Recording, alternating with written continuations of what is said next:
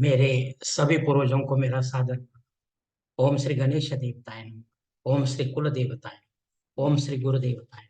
ओम सर्वश्री इष्ट देवताय नमः। शिव शरण दोस्तों, मैं हूं कड़प्पा। आपके सामने फिर से हाजिर हूं। मेरे धर्म कर्म चैनल में आपका स्वागत है दोस्तों। दोस्तों, दिन नक्षत्र तिथि योग और करण, इन 5 अंगों से बनता है पंचांग। और रोज संकल्प छोड़कर पूजा करने से, पंचांग बोलने या सुनने से नाना सिद्धि आपको प्राप्त होने की संभावना बढ़ती है।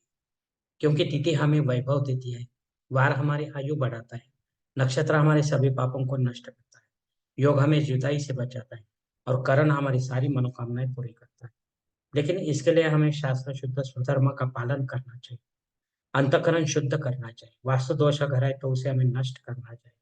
हमारा भक्ति मार्ग शास्त्रविद कर्मों से भरा होना चाहिए। आत्मा परमात्मा का मिलन हमारे जीवन का उद्देश्य होना चाहिए। इसके बाद ही हमें कोई सिद्धि प्राप्ति की आशा करनी चाहिए दोस्तों। दोस्तों, अब आपको पंचांग आज का सुनाने जा रहा हूँ। इसका उपयोग आप किसी भी धार्मिक कर्मकांड में आराम से कर सकते हैं।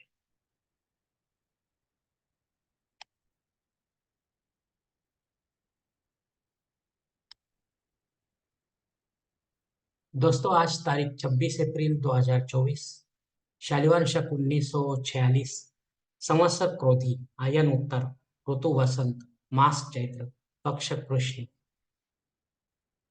तिथि दोस्तों आज की द्वितीय तिथि है। सुबह 7:47 के बाद तृतीय तिथि शुरू होगी। वार शुक्रवार है दोस्तों। नक्षत्र दोस्तों आज का अनुराधा नक्षत्र है। 3:40 कर कल सुबह ज्येष्ठा नक्षत्र शुरू होगा। योग दोस्तों वरियान योग है। कल सुबह 4:19 पर परिक योग शुरू होगा। करण दोस्तों गरज करण है। सुबह 7:47 के बाद वनिज करण शुरू होगा, और रात 8:06 के बाद विष्टिकरण शुरू होगा दोस्तों।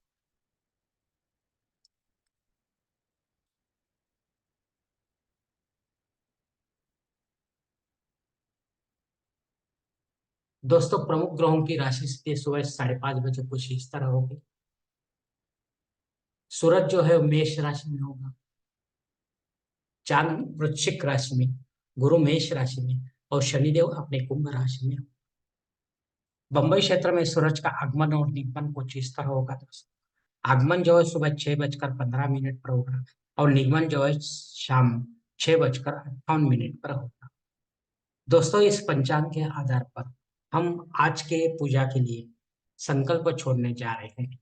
तब आप आपके दाहिने हाथ के हथेली पर थोड़ा सा जल, थोड़े अक्षर, एक फूल या फूल की पंखुड़ ले दोस्तों, और ये संकल्प बोलना शुरू कर दे दोस्तों।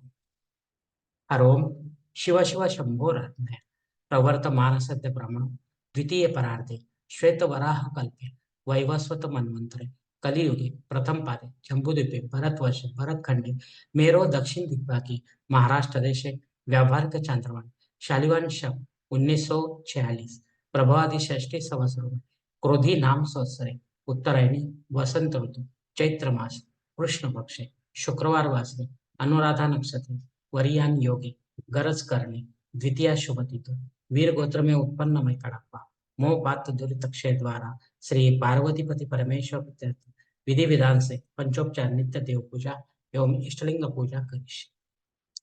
दोस्तों, यह संकल्प यहीं पर खत्म हो चुका है। इस संकल्प की काल मर्यादा जो है सुबह 7:47 तक है दोस्तों। दोस्तों, इस समय के बाद भी अगर आपको धार्मिक विधि के लिए किसी भी संकल्प छोड़ना है तो कृपा करके आप ऊपर के बदले हुए पंचांग का सहारा लें, नया संकल्प तैयार करें, और उस संकल्प में आप जो करने जा रहे हैं विधि उसका उल्लेख अवश्य करें। तब जाकर आपकी सेवा संबंधित देवताओं तक पहुंचेगी, और उनका आशीर्वाद आप तक पहुंचाएगा दोस्तों। दोस्तों, संकल्प का पानी जो आपके दाहिने हाथ के हथेली पर है वो सामने वाली थाली में छोड़ दो दोस्तों।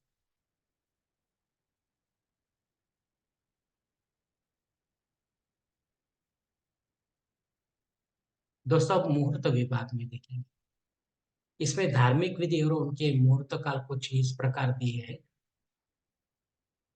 सगाई के लिए मुहूर्त दिया गया है तारीख 26 और 28 मई, तारीख 1, 2 और 5। गोद भराई के लिए तारीख मुहूर्त दिया गया है तारीख 26 और 28। नामकरण करने के लिए मुहूर्त दिया गया है तारीख 26 मई, तारीख 1, 3 और 5। मुंडन करने के लिए मुहूर्त दिया गया है मई, तारीख 1, 2 और 3। गृह प्रवेश करने के लिए मुहूर्त दिया गया है तारीख 26 और 28 मई, तारीख 1, 3 और 5। मुहूर्त के दूसरे भाग में अब हम देखेंगे दोस्तों। इसमें जनेऊ संस्कार के लिए मुहूर्त दिया गया है तारीख 26, 28 और 29। शादी ब्याह के लिए मुहूर्त दिया गया है तारीख 26, 28 मई, तारीख 1 और 2। वास्तु शांति करने के लिए कोई मुहूर्त नहीं है दोस्तों। भूमि पूजन तथा पाया भरण के लिए भी कोई मुहूर्त इस मास में दिया गया नहीं है दोस्तों। दोस्तों, देव मूर्ति की प्राण प्रतिष्ठा अगर आपको करनी है तो उसके लिए मुहूर्त दिया गया है तारीख 26 मई, तारीख 1। दोस्तों, ऊपर दिए गए कुछ मुहूर्तों की तारीखों में समय की पाबंदी हो सकती है। किसी जानकार से जानकर ही आप अपने लिए कोई मुख्य और योग्य मुहूर्त का चयन अपने जन्म कुंडली के अनुसार करें और अपने फायदे के लिए पंडित के माध्यम से जबरन कोई नया मुहूर्त निर्माण ना करें या गौण संकट या आपातकाल के मुहूर्तों का भी चयन ना करें दोस्तों। तभी आप सही मुहूर्त का आनंद उठा पाओगे दोस्तों।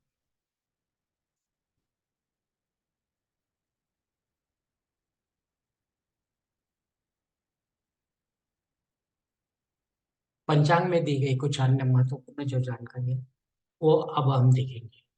पंचांग शुद्धि दोस्तों शुभ दिन है, कोई प्रॉब्लम नहीं। दिन विशेष दोस्तों नित्य सामान्य सेवा है, रोज करते हैं वैसे। तृतीया श्राद्ध कर्म है दोस्तों। इस तिथि पर अगर हमारे पूर्वज हमको छोड़कर निकल गए हैं परलोक, तो कृपा करके उनके नाम से पिंडदान युक्त ऐसा श्राद्ध कर्म अपने घर पर या तीर्थ क्षेत्र में पंडित के माध्यम से करना है। अपराह्न काल में करना है दोस्तों। तब जाकर आपकी जो पितर सेवा है ये संबंधित देवताओं तक पहुंचेगी और उनका आशीर्वाद आप तक पहुंच जाएगा दोस्तों।